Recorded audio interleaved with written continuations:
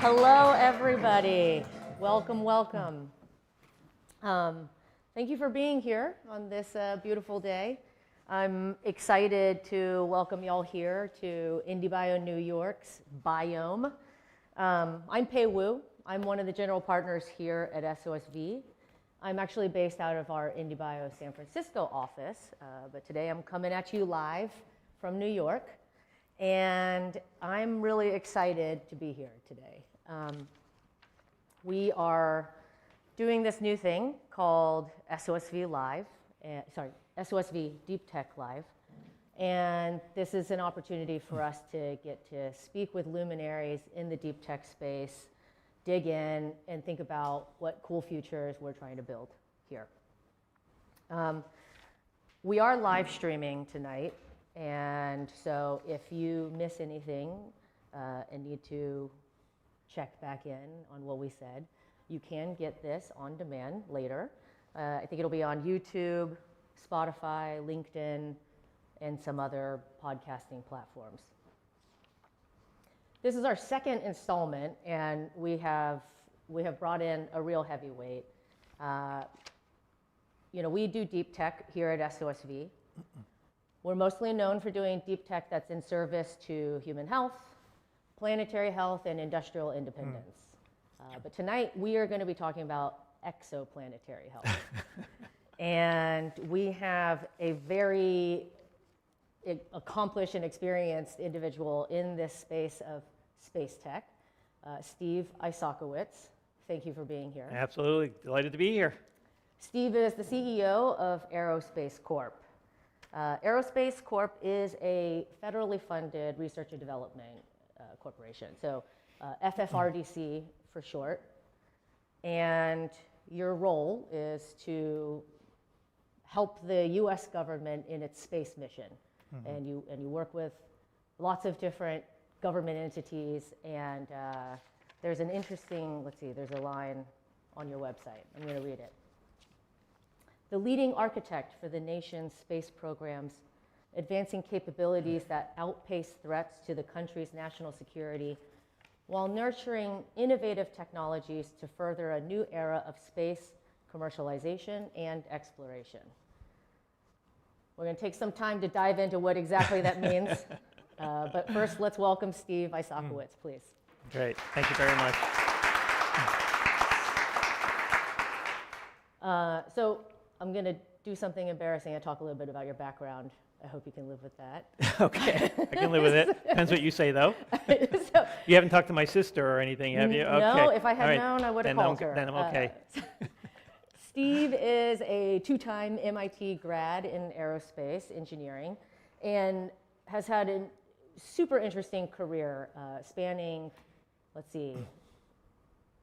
NASA, the White House Office of Management and Budget, OMB.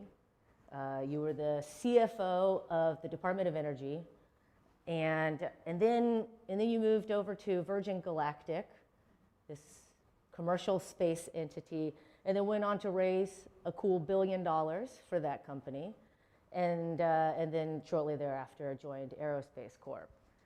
So you've really been, I think, at the forefront of what it means to bring capital into space.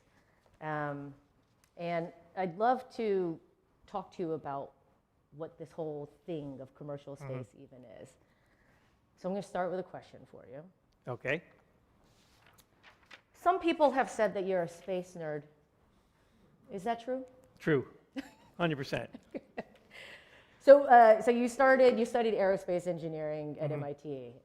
Did you intend to go into government after that? Was that the only path, or was commercial space even a thing that was kind of the twinkle in your eye?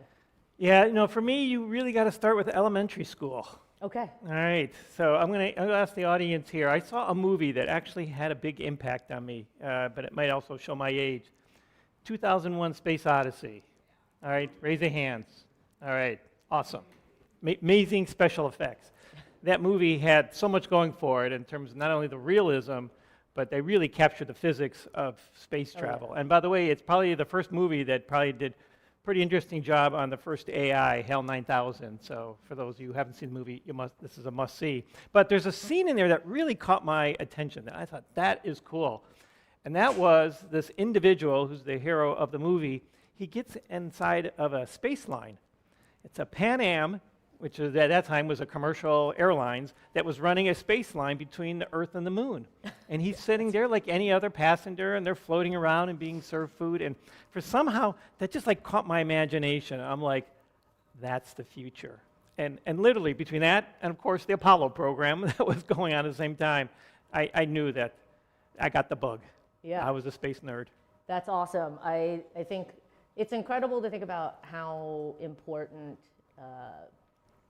mass media is in helping to bring that imagination to kids. Yes. And can lead to these like long outcomes. Absolutely. That are incredible. I mean, God, like to go from a little kid watching the Pan Am space airline to running Virgin Galactic.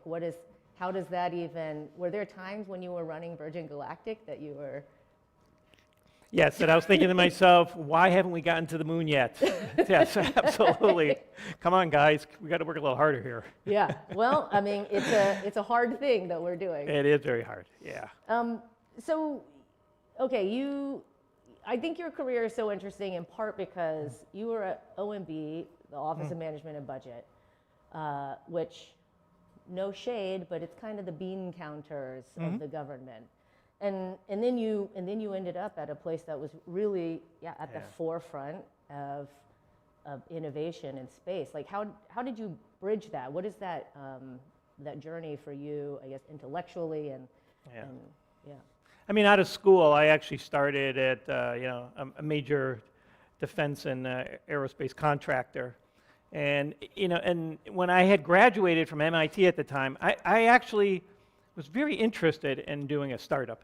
So while I was at MIT, I remember I was an aerospace engineer, but I took some classes at the Sloan Business School on entrepreneurship and put together a business plan. And I learned that, I too could be a founder of a space startup if I can find at least $100 million to do it. Okay, so that was just a bit discouraging at the time, but it was the nature of the business. It's just a very expensive business to get into. So I did start off with one of the big contractors, and then I realized that really a lot of the decisions, I should back up. The space shuttle had the Challenger accident back then, and we lost, and the government had decided that instead of all satellites flying on the space shuttle, that ones that didn't need human astronauts on board, they would go to the private sector to do it. So at the company I was at, we actually had a rocket that was capable of taking satellites, and we said, let's enter the commercial market. It didn't go so well for us, and in part of my frustration is I saw that the government was making a lot of the critical decisions that were shaping the market, whether it was the regulatory environment or the way they were giving out contracts that would sway how satellites were being designed and so on. So that's when I decided, got to work for the government. If I really want to understand what's going on, I want to work for the government. And you mentioned OMB, and the audience might not know OMB, but again, this is the part, like you said, the bean counters, but it's more than bean counters. It's actually, in my case, they brought in scientists and engineers in my group, and we'd work with NSF and NIH and Department of Energy and NASA, a lot of the agencies that were involved in science and tech, and we would help make resource decisions, like in the president's budget, how much should the president request to do those things. So for me, that's really exciting. That's a very anodyne way of saying it, too. He says resource decisions. These are $50 billion decisions on American science and technologies. Yes. Yeah, sorry to interrupt you. No, you're right. And probably today it's over $100 billion, and you look at basic research applied and so on, and we were trying to make decisions. How do you allocate it? Would the Congress go along with it? And in my case, what made it so interesting is it wasn't just we were moving numbers around. It was like, who's doing the best research? Where are the areas of greatest promise? In fact, one of the things, just to share, I was very proud that I had a chance to work on it. It was under Vice President Gore. We had this high-performance computing and communication initiative. It was going to develop something that later became something called the Internet, and another half of it was on supercomputers. And of course, me, in my wisdom, I said, that network thing, I don't quite get it. But these supercomputers, yes, that's where we should play. So anyways, that really allowed me to see the big picture of what's going on. So then when I went to a place like NASA afterwards, I really did have the benefit of having my head above the forest and be able to see these things. Yeah. I mean, it was a curious time as well, because I think, NASA was still kind of, I say this crudely, kind of the general contractor of space on behalf of the American people. Mm-hmm. And this may be an apocryphal story. Okay. But I have heard that while you were at NASA, you took one of the first meetings with this plucky startup called SpaceX, and they were pitching this crazy concept of reusable rockets. And number one, is it true? And number two, if so, I'd love to kind of hear your thoughts about, what your thoughts were at that time and thinking about resources and risk and how that was going to interplay. So even though I realized it was going to be very expensive to get into the business of and make a commercial going of this space exploration, I always had like an ongoing interest, and I had a chance. I always kept in touch with people that I thought were interesting. So this one gentleman calls me up and says, "Steve, I know you like talking to people that are doing interesting things, and 90% of the time it turns out to be nothing. But here's somebody who just might be interesting. I think he might be the real deal." And so Elon Musk and Gwen Shotwell, who is the president, came to see me, and Elon, said, "I can build a really inexpensive, small rocket that's going to transform the market. And it's going to be so cheap that relative to the billions you're spending on the space shuttle, just write me a check." So I said to him, it's faster that way. I said to him, like, literally, if it was up to me, I would pull out my checkbook and write it, because the numbers were so small that it was like, why not? Why not do a little bit of portfolio effort here? But I said, unfortunately, it doesn't work that way. You've got to demonstrate you can build something that works, because there's just too many people that just won't agree to something like this. And to his credit, he went off. He had a lot of failures, but then eventually did succeed with the small rocket, and over time got the attention of the federal government. So, yeah, it's a true story. But I would agree with the guy who introduced me. He did seem very different than the other ones I was meeting. Yeah. Very determined and incredibly smart. Yeah, that's it's interesting to think about kind of those weird moments where there's this like unspoken thing, but you can, I guess, feel it when you're talking to a young founder or something, and there's that X factor that comes out. Yeah. SpaceX and many of these other commercial space companies that are coming up, Blue Origin, there's like Rocket Labs, there's all these cool companies that are doing remarkable things. What I've seen is that there is just a sea change in sort of the risk appetite with respect to space. And one of my earliest memories is the Challenger accident, actually. Yeah. And so that stands out as sort of something that ties space in my head, unfortunately. Yeah. But over time, what we've seen with these commercial entities that have received a lot of private capital, there is this just difference in tolerance for failure and repeated failure. What do you make of that? I mean, especially because you sit at that intersection between commercial and government. Yeah, in some ways, the time we're living in now is a little bit back to the future. I mean, one of the things I also thought was pretty cool as a kid is when I used to see these old films of rockets just blowing up left and right. If you looked at the U.S. in the 50s and 60s, it was not very good. I mean, it's how these spinning rockets and they would blow up, and it was, even when we flew the very first astronauts, there was like a 10 or 20% chance that the rocket they were going to go on was going to blow up. I mean, today it's got to be less than 1% for even to consider it. So that was sort of crazy.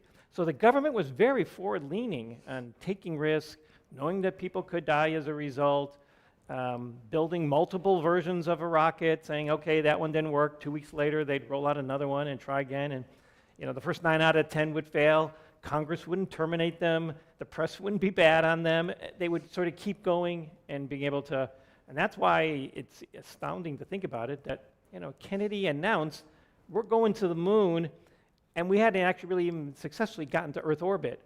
And he's saying we're going to the moon, and by the way, we're doing it by the end of the decade. Yeah, and we're going to bring them back too. That is just like amazing. And we did not have modern computers. In fact, one of NASA's greatest achievements is actually helped encourage the original miniaturization of the computer to make it happen. That was the government then. Now we live in a very different time. Hyper media coverage, Congress can be very critical of it. The incentive systems in the government have sort of changed where if you succeed, good job. But if you fail, it's game over, career done. And so it's very risk averse. So to your question, I think now then we saw these new companies coming into the forefront. And what enabled them, going back to my MIT story, is it was no longer, I need $100 million to do it. They started to introduce newer technologies that were changing the economics. So the satellites we buy today, we could launch them to orbit on a per pound basis for 1/10 the cost that we were doing, just 10, 15 years ago. I mean, that's an incredible change. We used to go from these bus-sized satellites to ones that I can carry in my hand that can do incredible amount of capability and research and do them in a high number. So the economics have changed. So I think between the costs going down, you've got these young bucks that are out there trying to go after these things, and it doesn't hurt you have some billionaires who said, I'll play big on this stuff. I don't care if I'm not getting a return for a while. It has really opened up the frontier. So I think we're finding the private sector has sort of played the role that the government has done, and the government's trying to figure out how to tap into it. It's interesting you're talking about how during the rocket program, they were able to turn around new build-outs every couple weeks. Yeah. I don't know that that would be like my immediate thought for how long it would take to rebuild a rocket with today's sort of structure of things. So I think the sort of traditional government contractor presumption is that they cannot move and iterate that quickly. With these kind of private, non-traditional contractors, are you seeing this like fast iterative cycling being a big part of their success and likewise the government's interest in working with them? Yeah, I think the government's interested in a couple things. One is their willingness to accept more risk and to do it on their nickel, which is the key. They're willing to put enough money up front that they're sort of buying down the development costs. The government is so used to having to pay for all the risk involved, these so-called cost-plus contracts, where you cover your costs, plus you get a fee on top of it. If you have an overrun, you're not going to lose money as a result. It was always assumed that tech was so hard that only the government can do it, so that was sort of the reason for it. Now here comes these new companies who saying, I don't think it's that hard. I think we can do it. I'm willing to invest hundreds of millions, maybe even billions of dollars to develop new drones, new rockets, new satellites, new sensors, new ground systems. And so that has gotten the government saying, wait a minute, this is kind of interesting.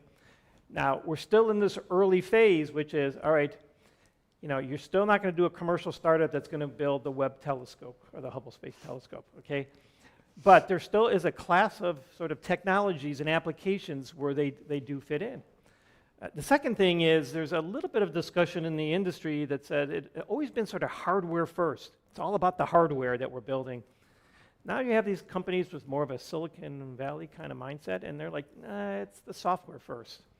The hardware is becoming increasingly commoditized, and I could buy that, and maybe it's still hard, but it's not as hard. The hardest problem is how to get everything to work together. And so you get these companies like Anduril and Palantir and so on that are sort of coming at it with this sort of software-first approach and trying to come up with these capabilities. And that's what's kind of the interesting tussle right now. You got these traditional sort of hardware-first companies, cost-plus, versus more of these fixed-price or services companies that are putting their own nickel that are kind of software-first. We'll see how that plays out. Well, so this is, I think it's interesting Because you all, as Aerospace Yeah. Corp, again, you seem to play kind of an interface here on behalf of the government. Can you explain a little bit about Sure. what it is that y'all do? It's on behalf of the government, but Yeah. you're working with commercial entities, and you're bringing these technologies into the fold. Yeah, I should spend a minute. In fact, I was listening to your introduction. I bet you half the audience is like, wait, what do they do? First of all, we are called the Aerospace Corporation, which I realize is probably the most dull name you could think of, but we were one of the first companies in the industry, so hence we got this kind of less than exciting name. I thought maybe we should just pronounce our name different, like Aerospace or something, just to give it a little more zip. But you got the URL, so that's, that's the most important thing. But we're a nonprofit, and we're kind of a unique entity. The government in the 50s and 60s realized there are certain technologies that are so important to the health of the United States that we can't depend just solely on the for-profit private sector to ensure that things are going to come along. And if we just use civil servants in the usual federal labs, not sure we can pay the kind of prevailing wages needed to attract the talent. So we created these private nonprofits, and examples would be like NASA JPL. It's the same thing like us. It's a federally funded R&D center. They're responsible for planetary science. Commercial, landing on Mars still right now is not a commercial activity. Los Alamos, in charge of the nuclear warheads that are being built and so on. Again, not a very commercial activity. You need nuclear scientists. We were created to make connections across the space industry, that there is a class of research that companies wouldn't naturally go into, but are really hard for us to enable to do it.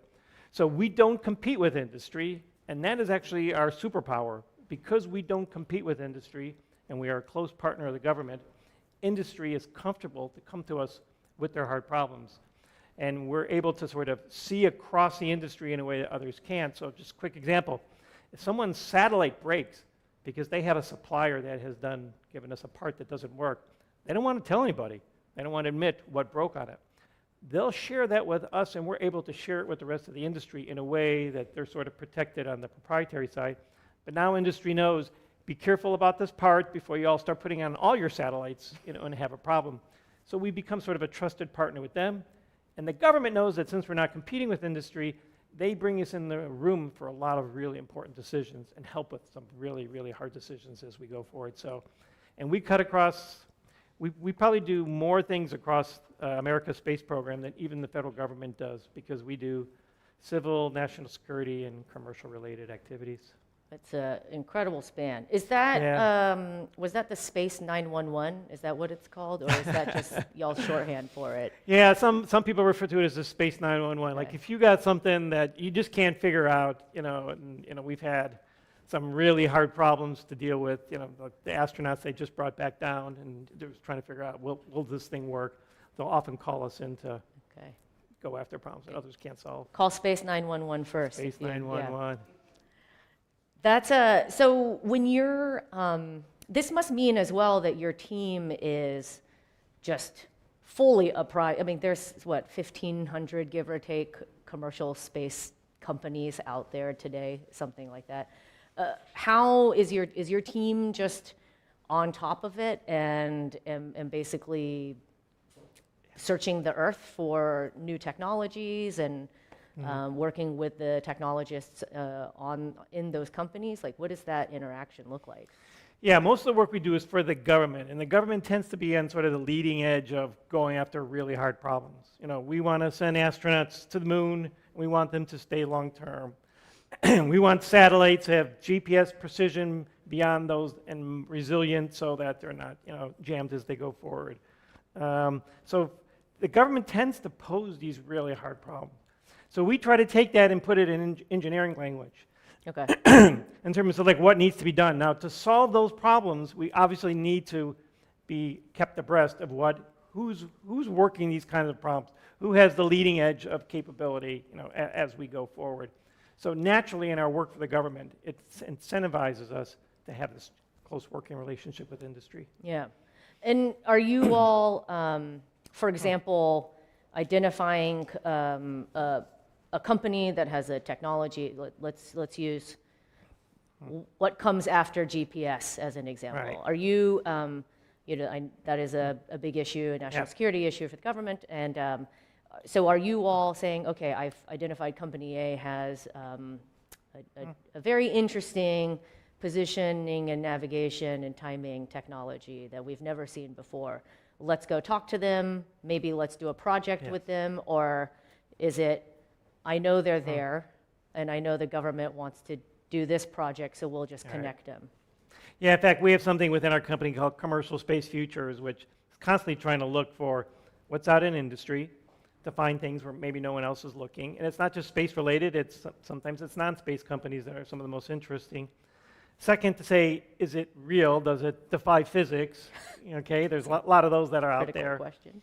And then third, we try to see how well it applies and other things we can do to accelerate it. You mentioned GPS. GPS is an interesting example. At Aerospace, we were actually one of the co-inventors of GPS, working with the Air Force on a military application. At the time, it was just focused on the Vietnam War, and a bunch of smart engineers said, we could design this in a way that allows it to be scaled at a global level so it could be applied anywhere. So it's the GPS that we all celebrate today. But the GPS has its issues, and particularly from a national security side. Good luck trying to use GPS if you're anywhere near Ukraine, and good luck trying to use GPS if you're in the Middle East during times of heated conflict. And frankly, you could run into issues in GPS just by simple jamming that happens at Newark Airport and so on. So there's a lot of concern today, the ease at which one can jam signals out of GPS. So we're very focused on something called resilient GPS, which is to try to find ways, whether it's the GPS satellites themselves or through other satellites and other means to get other signals in there. So in fact, you could have the kind of services that you need even during a time of crisis.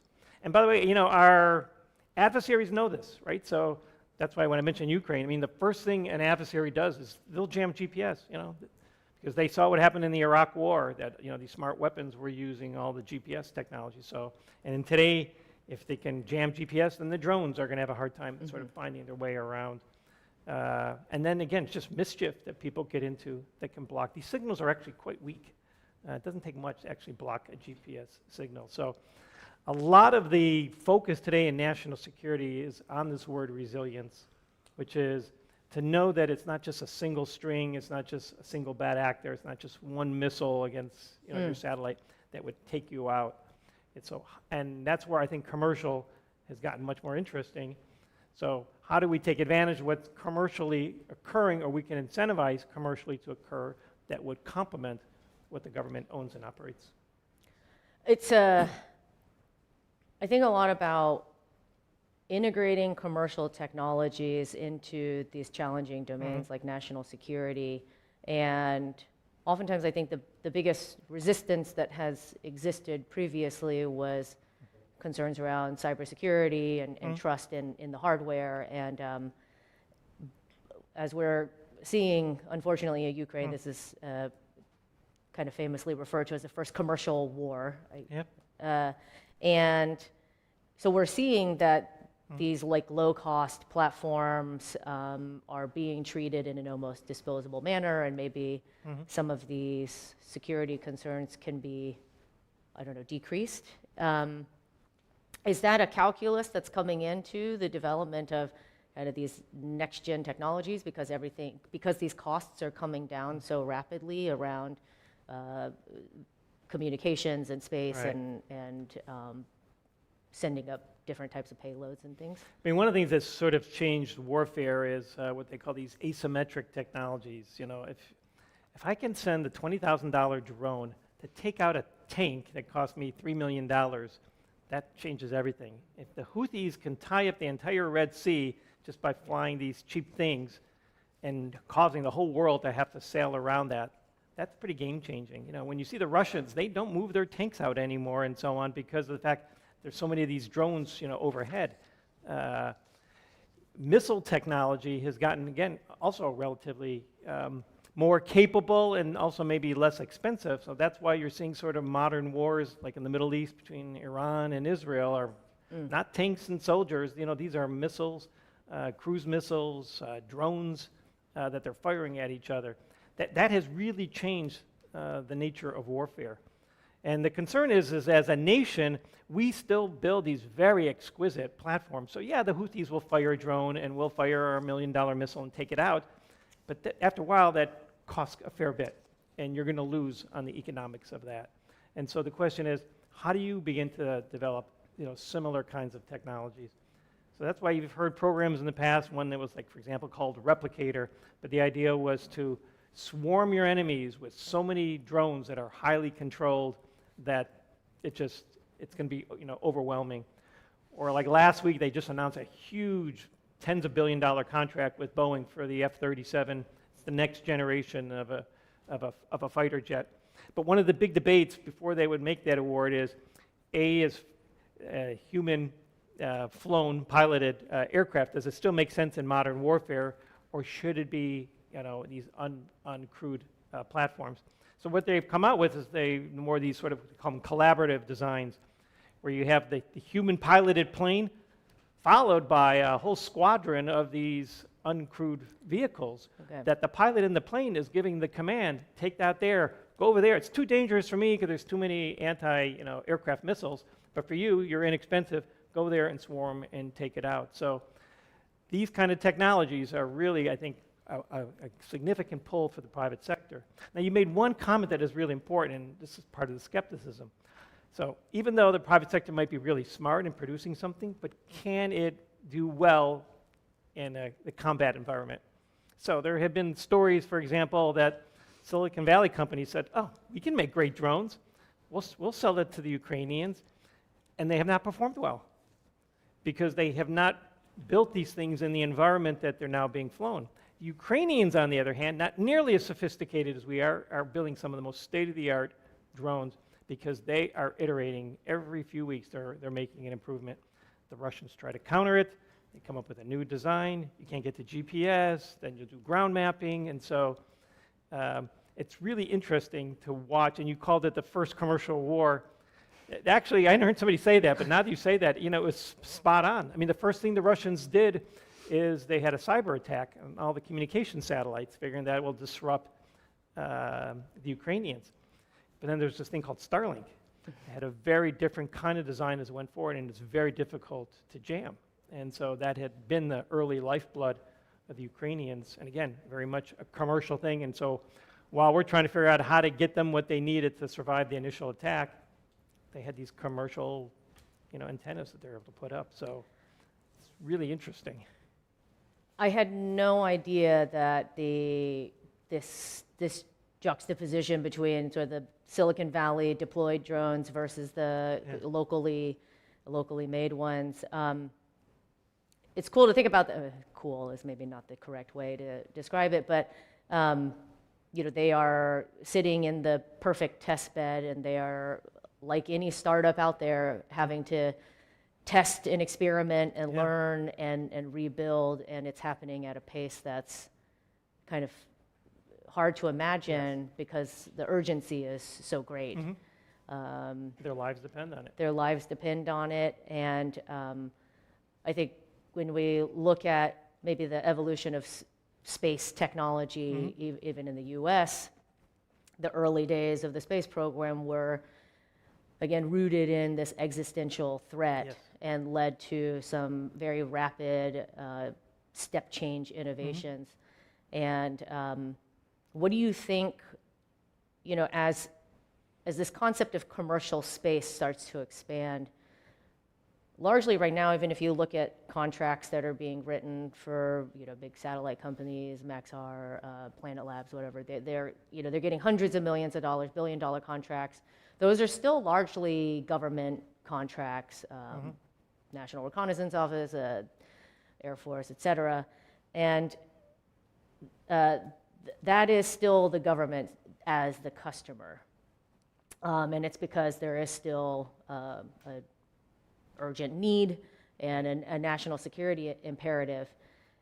I'm trying to envision, how do these commercial space tech companies start to invert their economics away from just a significant dependence on government funding and government as the Yeah. customer. I mean, we see now that the Bears and the Syngentas of the world, the hedge funds are buying up data. Data from space is so valuable, but it's still kind of a drop in the bucket, I think.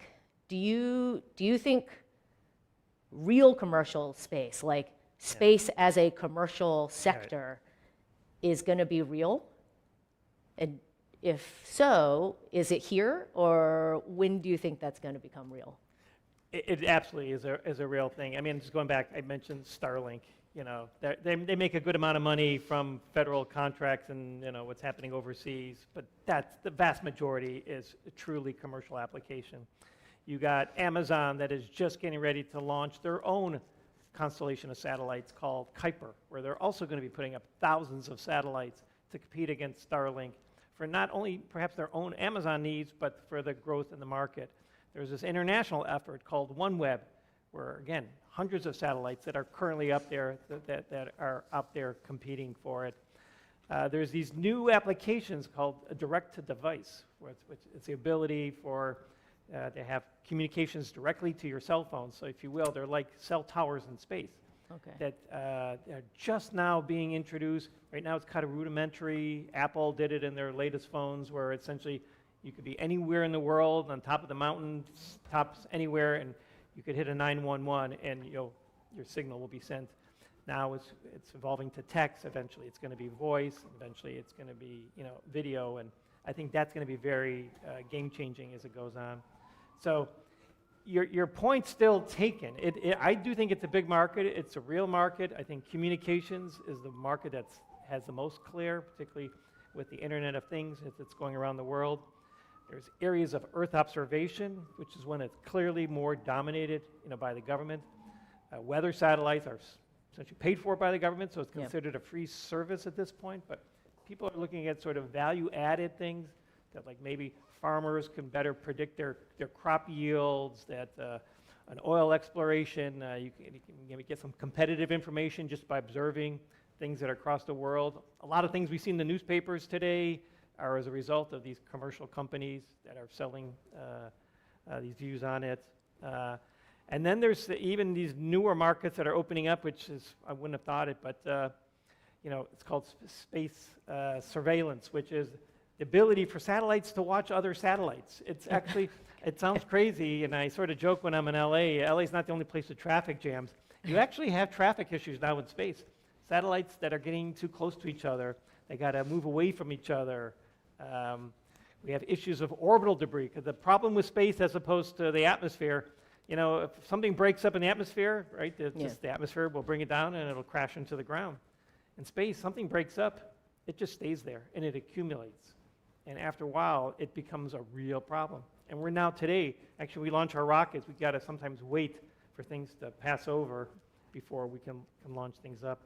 So there's some commercial companies that are looking at that. There are commercial companies that are looking to refuel satellites, to enhance satellites, maybe to move them around into different orbits as they go forward. So I think there's some really interesting markets about to open up. So if you're a startup today that's thinking about going into space and maybe has designs on both government as a customer, but as well some kind of commercial opportunities, where do you think they need to aim first? Should they be looking to the government as a first customer, or is that still like the best first place to land? Or do you think that a young startup that like maybe that you were dreaming of when you were coming out of college, can they make a go of it as a kind of a pure play commercial entity? Yeah, so there's some trade-offs they're going to have to consider. The upside to the government is you have non-dilutive funds. They're giving you a grant. They're saying, here's some money. I'm not taking any equity away from you. I mean, boy, that's super attractive.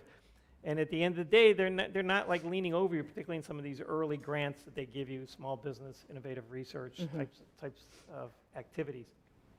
The huge downside is those things only open up when they open up. You've got to submit a proposal. You've got to wait on it. It might get caught up in some bureaucratic morass, and so you're not going to move particularly fast in that environment. So I preferred, if you can do private financing at the front end, move fast, get a product, and then use the government to say, all right, I'm ready now to scale it up. I've demonstrated it at some level. Like if I can use government funds to sort of bring it into the government market, that's a pretty good way actually to do it, and that's when I think you can get in some of the more interesting trade-offs between the government and trying to finance it yourself. You know, when I was at Virgin, you know, I did not want to do actually anything with the government, which is weird because I was a government guy with a lot of experience. But you knew too much. That was the reason. So just things like cost accounting rules and all these things that once you sign a contract with the government, it comes with all these, and you got to start hiring a bunch of people to do it. So that's why some companies just say, you know, as attractive as a cost-plus contract would be, it is not worth it. It's not worth all the overhead associated with that. So it's just going to be a service, maybe a fixed-price contract that has less burden on it. You know, there are some companies out there that just say they will draw the line because they realize it will actually change the culture and the kind of company they are, and they will not be able to move nearly as fast if they buy into the cost plus. And the government realizes that, but the trouble with the government is, you know, the other thing the government doesn't want to do is, if I give you a fixed price contract and then halfway through you say, this is harder than I thought, I'm out. So what does the government do then at that point? Like, I really needed that thing, I was depending on that thing, and now you're not going to be able to deliver on it, so I guess I'm going to have to pay you more to keep that thing going or terminate it. But paying you more for it, again, now it's like sort of defeating the purpose. It's sort of cost plus without you having the burden on it. And I think that's the fear on the government side is, will this entity see it through? Will you really be viable 3 years from now, or is you're depending on a lot more fundraising in a market that's in some question? That's the trade-off from the government side. Yeah, go commercial is the lesson here. I think if you want to move fastest, yes. Absolutely. I think, and that's, speed is survival in startup world too. So I would love to maybe take a minute to talk about just the future. All and right. I love talking about the future because I can't be wrong, right? I mean, what about that internet thing, though? Oh, yeah. Okay, well, you're listening to me. If I found a random engineer at Aerospace and I asked them, what is the coolest thing that you're working on that, maybe your family has no idea that you're working on this, like, can you give us a broad strokes of what that might be and that gets people excited to show up every day and do this hard mission? Oh, God, there's so many things that are going on right now. I mean, one that just has me excited talking to the engineers is the notion of super intelligent satellites. Satellites that, don't need human operators on the ground. Right now, most of the satellites we launch are kind of dumb cameras. They're sort of like, I'm going to turn the camera on, and whatever comes in view, I'll just send that relay to the ground, and human operators will look at it and figure out if there's something interesting. But if really all I want to look at is, I don't know, aircraft carriers in a certain part of the world, and tell the satellite, that's all I want to, just give me naval ships. Don't give me every ship that crosses. And by the way, it'd be great to have a satellite that says, I don't feel so good. Like this is not, one of my components is starting to feel like it's a little bit worn out. It's Call Space 911 for me, please. And by the way, because I'm concerned about that, I know I have some satellites in the neighborhood. I'm going to start using them to relay some of my information. And if I should go down, I'm going to have them adjust to fill in for me because we can communicate with each other and we're highly interoperable as we go forward. I think that's like super cool. Yeah. And so I recently gave a talk to a conference where I took a clip from a Star Trek movie where they had the Enterprise who was moving in to do battle with a swarm of these small, super intelligent satellites. And it did not end well for the Enterprise. They just got overwhelmed by the numbers. I think that's the future we're headed at. It's just an overwhelming number of super intelligent satellites that can do multi-purpose things, that can adjust, take care of themselves, and really reduce the workload, on the ground. So we're trying to Are do. you excited by that? I'm terrified by that. Mostly the concept of anything being super intelligent. No, but By the way, this No, is how the movie Skynet got Yeah, started. yeah. So I'm sure I people saw are how that thinking movie the ends. audience- yeah. No, I think it's actually. I will say, as a concept, it is extremely interesting because, in part, because I can just imagine, even just off the top of my head, a handful of very meaty technical problems to make that become a reality. What do you see as maybe, number one, like the biggest enabler for getting to that vision? And then number two, maybe the biggest hurdle that still remains in terms of attaining this kind of super intelligent Skynet situation? Yeah, so you can say, well, why can't we do it today? I mean, we got these NVIDIA GPUs. Why can't we just put a bunch of them up there in space? But the problem in space is it's an incredibly harsh environment. You got temperatures at extreme levels. You got radiation environments. You got corona events coming off the sun that just sort of fry electronics. You've got the Van Allen belt, which is a very intense radiation environment that satellites have to fly through. So satellites to date have had these sort of radiation-hardened special environmental testing. They're very non-commercial in their design. They're very expensive because foundries don't like to, just give you 10,000 of these things. If you're not ordering in the millions, then you're sort of wasting my time. We have to test these things to death to make sure we test them on the ground before we put them into space. We don't want them to break ahead of time. So it's a very intensive operation. I think we're trying to move towards a future where we could maybe find ways to maybe build these kinds of custom-built chips, or better yet, maybe even find a way, if the cost of launch continues to drop, maybe you just shield it. I mean, maybe you just put enough lead and other things around these things that would protect these boxes from doing it. We haven't done that in the past because it's so expensive, the cost of getting into space. But I mentioned the 10x or the 90% drop in the cost of getting into space. It could be another 90% for some of the things we're looking at in the future with some of these new launch vehicles that are coming online. That, I think, will also enable us to start thinking differently on what we build. Because right now, a lot of satellites, rockets we build, they're kind of tight to fit into. So you have to kind of scrunch them in. The satellite gets deployed, and then it opens up, it deploys, and opens up its antennas and so on. And it's incredibly complicated, and a lot of satellites don't do well. In fact, the Webb telescope, that was the hardest part of it, is just getting this umbrella to open up to an incredible accuracy. But what if I told you we're building rockets that are so big, you don't need to scrunch up. You can just build it to be full-sized in terms of its deployment. Now you can start thinking very differently in the kind of optics that you're putting up and the kind of antennas you're putting up, and the kind of power you're putting up in space. That, to me, is pretty game-changing. I think that's the world we're heading into. So between the microelectronic improvements I see, as well as launch vehicles that allow for these larger structures, I think that's going to enable that super intelligence. Okay, I have one last question for you. If you could be the founder of a space startup today, what would that company be doing? And let's just pretend I got a $100 million check for you. It just, if we want to make this an easier thought exercise. Yeah. We sort of say at the Aerospace Corporation that ground's the new space. That, as we put up these very intelligent satellites that are capable of, collecting vast amounts of data, the challenge has been sort of, as they come to the ground, what do we do with it? How do we process it? How do we get it to the end user in a way that is in its most useful form? I still think it's sort of early days in terms of the possibilities of what we can be doing with a lot of those kind of capabilities. I think a lot of non-space companies are finding interest in these kind of applications in terms of our way to do things on the ground.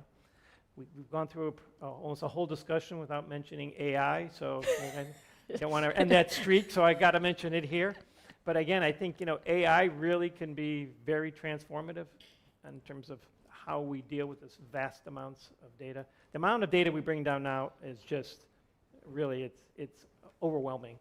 and to actually have something in there that's intelligent enough, whether it's the AI on orbit or AI on the ground or AI in the drone or AI just assisting the AI, operator. yeah. It's going to be pretty much in everything we're going to be touching, going forward.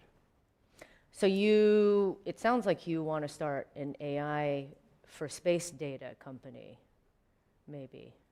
I think so, as long as, but the key to it, again, I think the key is the AI. You've got to have access to the data. You've got to find yourself in that unique place. Yeah. So at Aerospace Corporation, we've been around 60 years.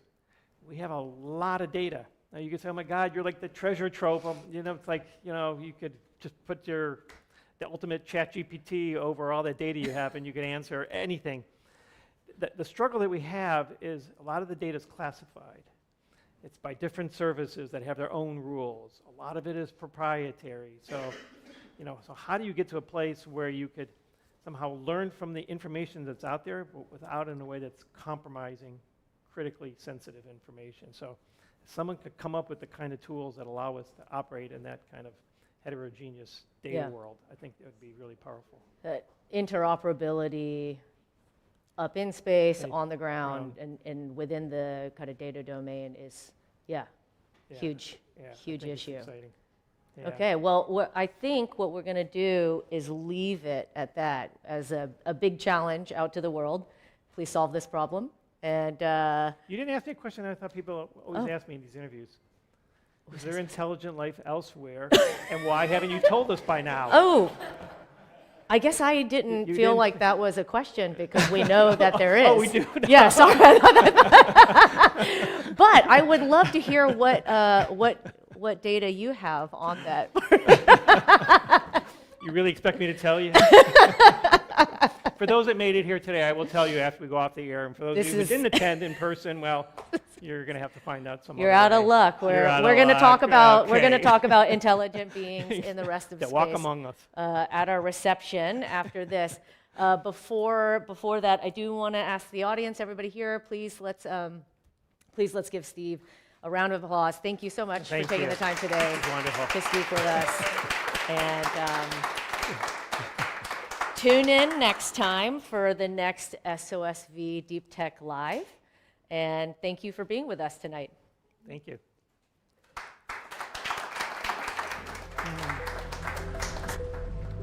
That was fun.